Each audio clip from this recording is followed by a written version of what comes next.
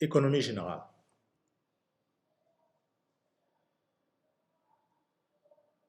Chapitre 3, les systèmes économiques. Je vous rappelle que ce chapitre 3 relatif aux systèmes économiques nous a permis déjà de traiter dans une séance le système socialiste, le système capitaliste. Dans cette séance, nous traiterons de l'État et ses interventions. Alors, l'État et ses interventions. Rappelons que les interventions de l'État se déroulent sur 3 plans. Le premier plan, c'est sur le plan économique, notamment par la détention des moyens de production. L'État, sur le plan économique, va être propriétaire des moyens de production. Alors, cette propriété des moyens de production par l'État peut se faire de différentes manières. Elle peut se faire par le biais de nationalisation des entreprises. Alors, la nationalisation de l'entreprise, c'est le fait que l'État récupère un bien qui appartenait aux particuliers ou personnes privées et en fait sien. Généralement, cette nationalisation des entreprises suppose que l'entreprise en question soit dans un secteur stratégique. L'État considère qu'étant dans un secteur stratégique, il lui revient d'en être propriétaire. On sait aussi qu'après la Deuxième Guerre mondiale, certaines entreprises ont été nationalisées parce que leurs propriétaires avaient été d'intelligence avec l'ennemi. On les a accusés donc de collaboration et pour les sanctionner, l'État a nationalisé les entreprises. On peut citer le cas de l'entreprise Renault en France, où Renault, propriétaire de l'entreprise Renault, avait été reconnu d'intelligence avec l'ennemi et au sortir de la Deuxième Guerre mondiale, l'État français a nationalisé l'entreprise Renault. On peut aussi prendre le cas de la Libye, où après l'accession au pouvoir de Muammar Kadhafi, certaines entreprises étrangères dans le monde du pétrole avaient été nationalisées parce que le président Muammar Kadhafi considérait que ces entreprises étaient importantes pour le développement de son pays et les laisser entre les mains du privé ne lui aurait pas permis, n'est-ce pas, d'avoir un outil pour véritablement développer son pays. Alors, vous avez aussi la détention des moyens de production par la création des entreprises, dont l'État va créer des entreprises en partant de rien.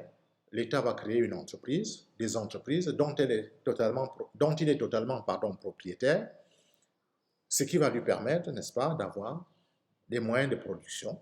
L'objectif pour l'État étant d'avoir des outils qui lui permettent, n'est-ce pas, de mener sa politique sociale, de mener sa politique économique. Je vous rappelle que l'État est un régulateur et en tant que tel, l'État va, sur le plan économique, bien entendu, délivrer des agréments aux entreprises pour exercer dans certaines activités ou dans certains secteurs d'activité. Toujours sur le plan économique, le contrôle de la monnaie. Donc, parce que l'État contrôle la monnaie étant un outil de souveraineté, l'État va créer la masse monétaire.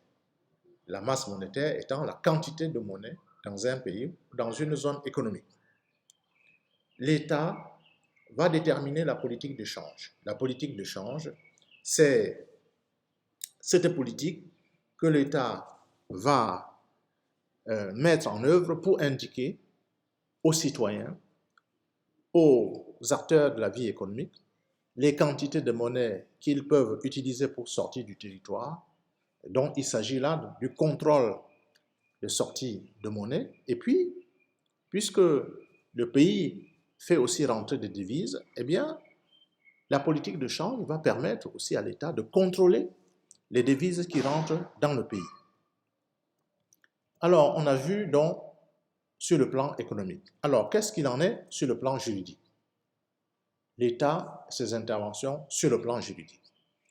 L'État va créer des prélèvements directs.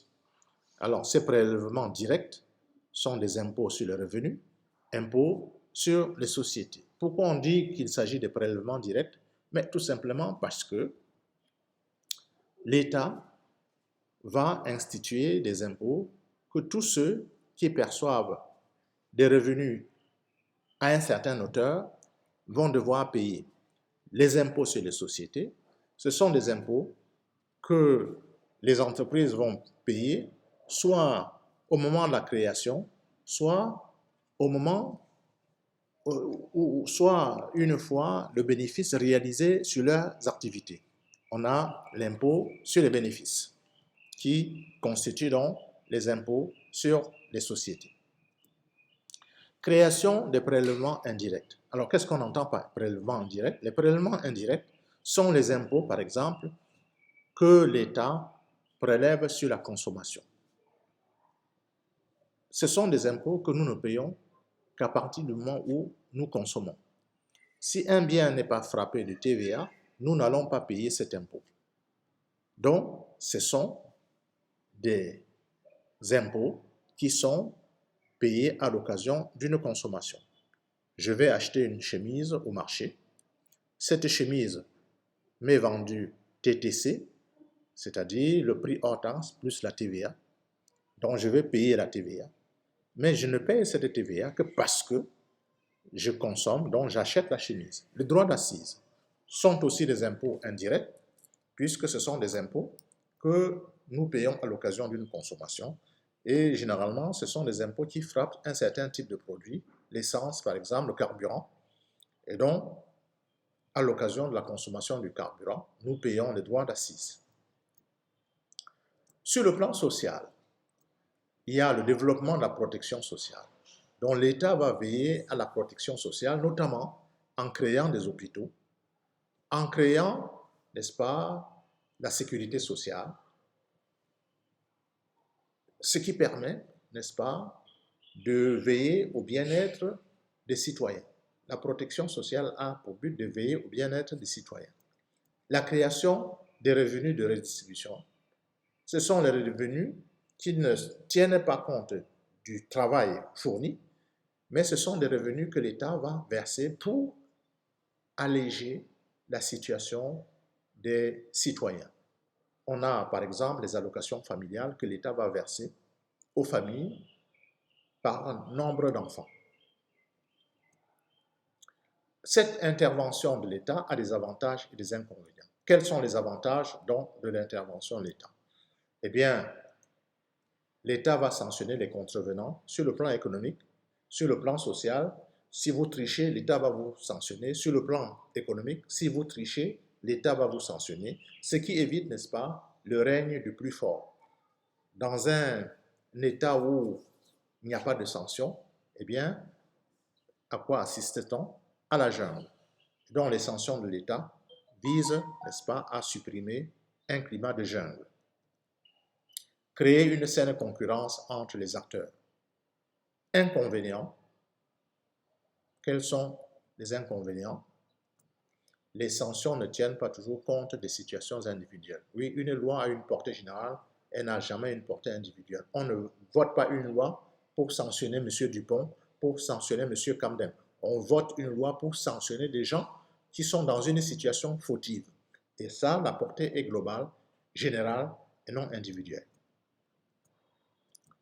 Merci pour votre attention.